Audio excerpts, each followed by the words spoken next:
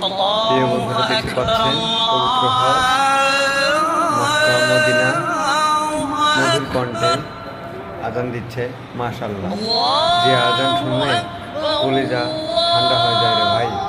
মাশাআল্লাহ, লক্ষ কোটি মানুষ এইবার 2026 সালে বেস্ট হজরত যাত্রী হজ পালন করছে। মাশাআল্লাহ, সবকিছু মহান রবের।